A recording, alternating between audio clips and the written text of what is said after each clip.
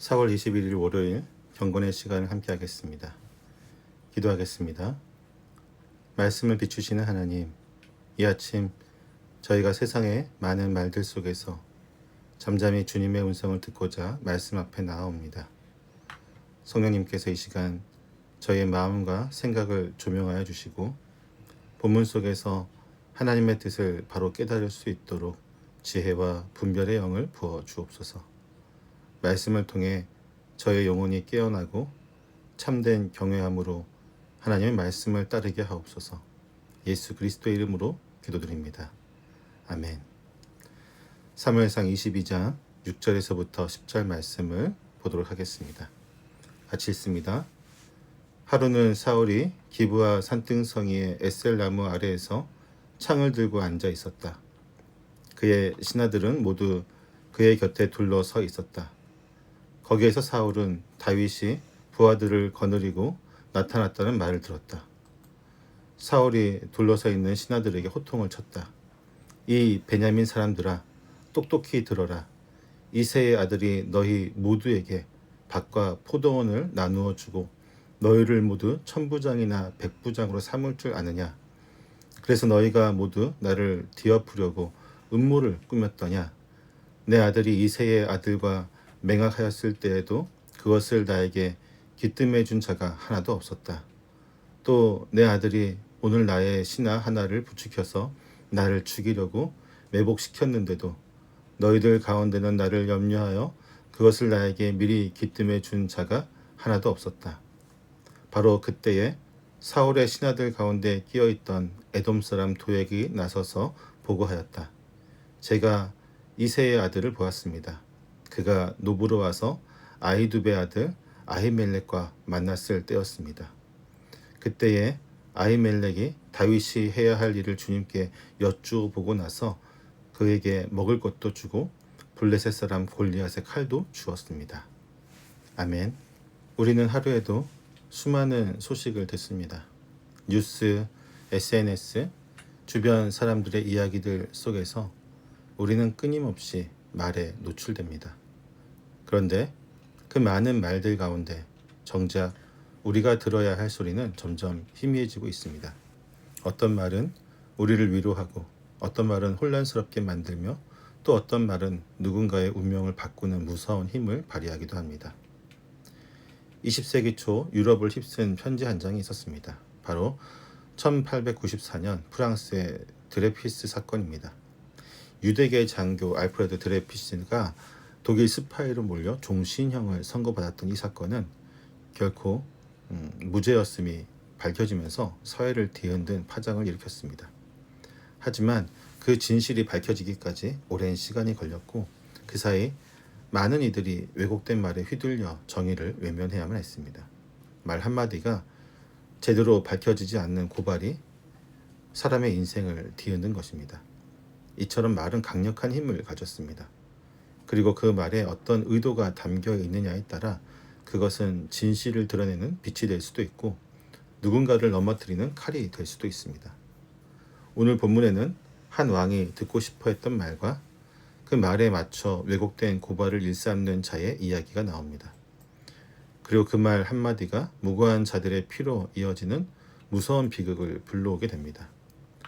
왜곡된 말, 침묵 속의 외로움, 그리고 하나님의 음성을 더 이상 듣지 못한 한 왕의 영적 붕괴가 교차하는 장면은 오늘날 우리에게도 깊은 생각을 하게 합니다.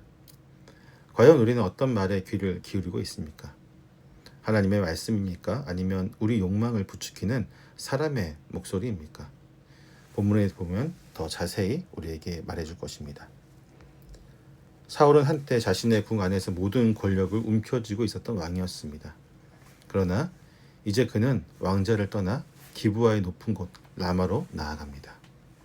그는 에셀나무 아래에 앉아 있었고 손에는 창을 들고 있었습니다. 당시 이스라엘의 지도자들이 백성의 송사를 듣던 관습과 연결해 보면 사울의 이 행동은 일반적인 산책이나 감정적인 회피가 아니라 고대 근동에서 공적인 왕의 권위를 상징하는 모습으로 이해할 수 있습니다. 높은 지형, 에셀나무 아래라는 장소, 그리고 손에 들린 창은 그 자리가 여전히 왕의 상징적인 무게를 보여주고 있습니다. 그러나 외적으로는 존엄과 권위가 유지되는 듯 보였지만 본문의 흐름은 사울 내면에 서서히 드리워지고 있는 불안과 집착을 볼 수 있습니다. 그는 다윗과 그를 따르는 사람들이 드러났다는 소식을 접하자 즉시 반응합니다. 이미 사무엘상 19장에서 사울은 다윗을 죽이라는 명령을 내린 바 있었고 이후로도 다윗을 향한 경계는 점점 집요해지고 있었습니다. 에셀나무는 창세기 21장에서 아브라함이 여호와의 이름을 부르며 나무를 심었던 상징적인 장소와 연결됩니다. 그런 맥락에서 이 장면은 기묘한 대비를 보여줍니다. 한때는 하나님의 이름이 불렸던 장소의 상징성이 지금은 사울의 두려움과 불안 그리고 감시의 시선 아래서 다윗을 제거하려는 권력의 긴장으로 채워지고 있습니다. 사울은 여전히 왕이지만 그 마음은 더 이상 하나님과 동행하는 길 위에 서 있지 않았습니다. 그 자리는 높지만 시야는 좁고 손에는 창이 들려 있지만 그의 영은 흔들리고 있습니다. 신하들이 곁에 둘러서 있지만 그의 침묵은 사울의 외로움을 가리지 못합니다. 권력의 중심에 서 있는 것 같지만 그는 점점 하나님의 뜻에서 멀어져 있는 자리에서 이 소식을 듣고 있는 것입니다. 이렇게 사울은 다윗의 존재를 향한 집착을 점점 현실 속의 위협으로 받아들이기 시작합니다. 높이 앉아 있지만 그의 마음은 점점 무너지고 있었고 곁에 있는 사람들은 더 이상 그를 안전하게 지켜줄 수 없습니다. 이 구절 속에서 외적인 권위와 내적인 불안이 어떻게 공존하는지를 섬세하게 보여주고 있습니다. 다윗은 사울에게 자신의 소식이 들렸다는 것을 알게 되었습니다. 사울은 그러한 다윗의 소식을 들은 이후 침묵하고 있는 신하들을 향해 강한 어조로 호통을 터뜨립니다. 그의 말은 격정적인 분노로 가득 차 있지만 그 안에는 깊이 뿌리내린 불안과 고립감이 배어 있습니다. 사울은 신하들을 부를 때 너희 베냐민 사람들아 라고 말합니다. 이 호칭에는 지파 중심의 통치 방식이 은연중에 드러납니다. 왕이 자신의 지파 출신 인물들에게 권력을 집중해 온 흐름 속에서 이 부름은 호칭 이상의 무게를 갖습니다. 사울은 신하들이 자신과 같은 뿌리를 가졌다는 점을 강조함으로써 다윗처럼 다른 지파 출신 인물에게 마음을 주지 말라고 경고하는 것입니다. 사울의 주변에는 늘 베냐민 지파 출신들이 있었습니다. 함께 살아온 시간만큼 신뢰가 쌓였고 서로의 배경을 알고 있다는 안정감이 있었습니다. 이들은 정치적 입장을 함께 했을 뿐 아니라 사울의 마음 깊은 곳에 있는 소속감과 자부심의 일부이기도 했습니다. 그런 이들에게 그는 말합니다. 이새의 아들 즉 유다 지파 출신 다윗이 과연 너희에게 밭이나 포도원을 줄 수 있겠느냐고 말입니다. 이 말은 물질적 보상과 정치적 자리를 미끼로 자신이 베풀었던 특권을 상기시키는 동시에 다윗이 그 특권을 보장할 수 없는 존재임을 분명하게 보여주고 있습니다. 사울은 지금 신하들의 침묵을 배신으로 간주하고 있습니다. 그는 자신의 주변이 공모자들로 가득하다고 느낍니다. 자신의 아들이 다윗과 언약을 맺었다는 사실도 신하들이 그에 대해 아무 말 없이 가만히 있었다는 것도 그에게 배신감으로 느껴집니다. 그의 언어는 점점 과장되고 실제보다 훨씬 더 위협적인 그림을 그려냅니다. 특히 내 아들이 오늘 나의 신하 하나를 부추겨서 나를 죽이려고 매복시켰다는 말은 명백한 오해이자 현실과 동떨어진 상상과 같은 것입니다. 요나단이 다윗을 사울에게 보내거나 매복을 지시한 적이 없음에도 불구하고 사울은 이 상황을 권력을 빼앗기지 않기 위한 음모로 읽고 있습니다. 이러한 왜곡된 해석은 사울의 사고가 어느 지점까지 무너지고 있는지를 우리에게 보여주고 있습니다. 이 장면에서 반복되는 나에게 기뜸해 준 자가 하나도 없었다는 말은 정보의 부재에 대한 불만이 아닙니다. 히브리어를 살펴보게 되면 이는 뇌 길을 열어주는 자가 없다는 뜻을 나타내고 있습니다. 이 표현은 보고 체계의 문제로만 이해하기에는 그 함의가 훨씬 더 깊습니다. 사울은 지금 말로는 신하들의 침묵을 원망하고 있지만 실제로는 하나님께서 자신의 귀를 더 이상 열어주지 않는다고 하는 설명하기 어려운 침묵 속에 머물러 있습니다. 하나님의 말씀은 들리지 않고 그 침묵은 사울의 마음을 점점 더 어둡게 감싸고 있습니다. 사무엘상 9장에서 하나님의 계시는 사울의 귀를 여는 방식으로 전달되었지만 지금 사울은 그 계시에서 단절된 상태에 놓여 있습니다. 또한 사울이 나를 염려해 주는 자가 없다라는 표현 역시 감정의 토로처럼 들리지만 이 또한 고발하는 자가 없다는 말의 일부로 읽힙니다. 그는 자신을 위해 슬퍼하거나 염려하거나 위협을 알려주는 이가 아무도 없다고 느끼고 있습니다. 이는 통치자이기 이전에 한 사람으로서 경험하는 깊은 고독과 단절을 보여줍니다. 그러나 그 단절은 사람들과의 관계에서 비롯된 것이기보다는 하나님과의 관계가 끊어진 상태를 나타내고 있는 것입니다. 이 짧은 대화는 왕의 권위 아래 이루어진 공개 질책처럼 보이지만 그 이면에는 점점 내부로 참잠해 가는 한 인간의 심리적 균열이 드러나고 있습니다.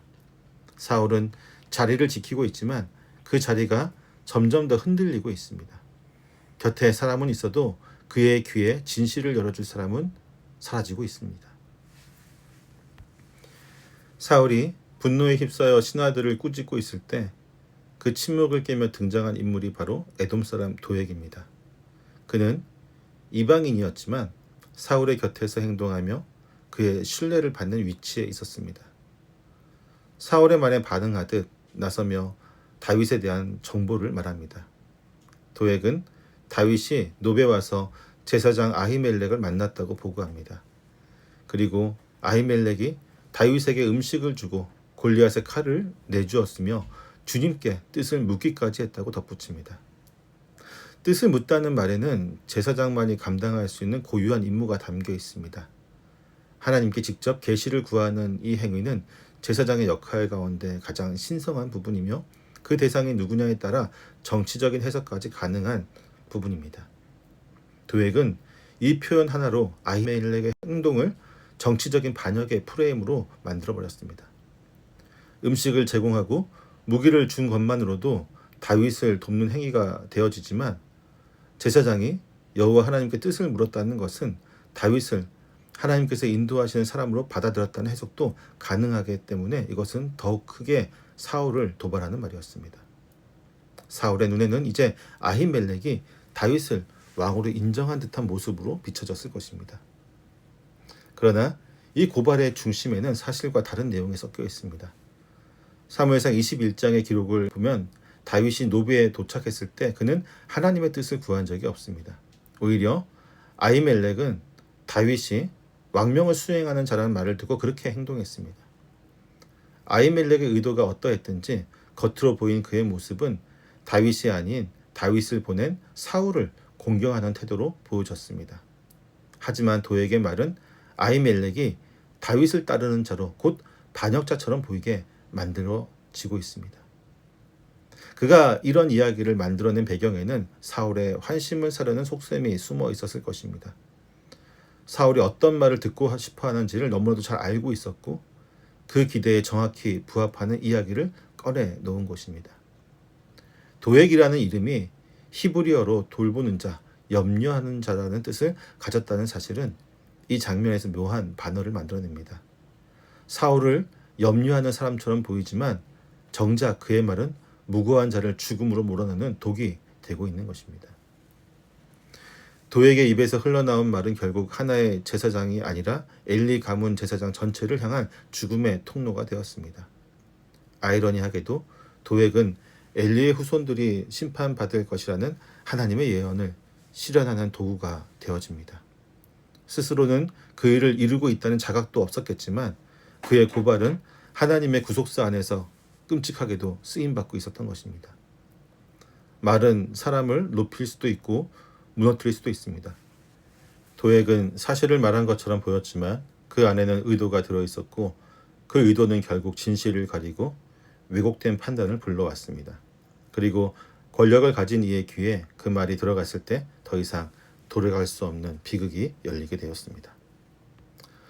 오늘 본문에는 한 나라의 지도자가 무너져가는 장면과 그 무너짐을 이용해 자신의 자리를 지키려는 자의 말이 만들어낸 무서운 결과가 담겨 있습니다. 사울은 여전히 자리에 앉아 있지만 그의 마음은 이미 흔들리고 있었습니다.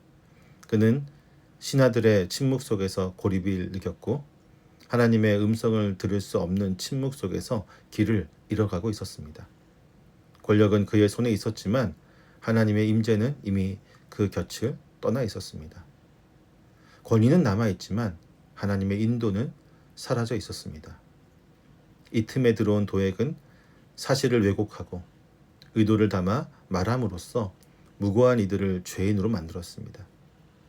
그의 말은 사울의 귀에 기대했던 말이었고 결국 그 말은 엘리 가문의 제사장들을 죽음으로 이끌게 됩니다. 진실을 가리는 말, 목적을 가진 말, 사람을 향해 겨눈 말이 얼마나 무서운 결과를 만들어낼 수 있는지 우리에게 적나라하게 보여주고 있습니다. 이 본문은 한 시대의 불행한 사건을 넘어 하나님과 멀어진 마음이 어떻게 판단을 흐리게 하고 그 판단이 다른 사람의 생명과 운명에 어떤 영향을 미치는지를 비추어 주고 있습니다. 한 사람의 말이 만들어내는 파장이 어디까지 미칠 수 있는지를 천천히 따라가게 만듭니다. 그리고 더 깊은 곳에는 그 모든 과정조차 하나님의 뜻을 이루어가는 거대한 서사 속에 있다는 사실을 우리에게 상기시킵니다. 오늘 우리는 말이 넘치는 시대를 살고 있습니다. 사실보다 자극이 앞서는 시대, 진심보다 계산된 언어가 더 주목받는 시대입니다. 그 속에서 우리는 도액처럼 말하게 될지 아니면 진실을 향해 침묵하거나 고백하게 될지를 선택해야만 할 것입니다. 그리고 사울처럼 하나님의 음성을 듣지 못해 사람의 말에만 귀를 기울이게 되는 자리에 스스로를 놓고 있는지 돌아보아야만 할 것입니다. 말은 방향을 만듭니다. 그리고 그 말에 어떤 마음이 실려 있는지에 따라 그 방향은 회복이 될 수도 있고 파괴가 될 수도 있습니다. 오늘 우리의 말이 누군가를 살리는 말이 되기를, 그리고 우리 안의 판단이 사람의 소리보다 하나님의 말씀에 가까워지기를 기도합니다. 하나님 앞에서 들을 귀가 열려 있는 자, 그리고 고요한 침묵 가운데 하나님의 뜻을 붙드는 자로 서기를 소망합니다. 기도하겠습니다.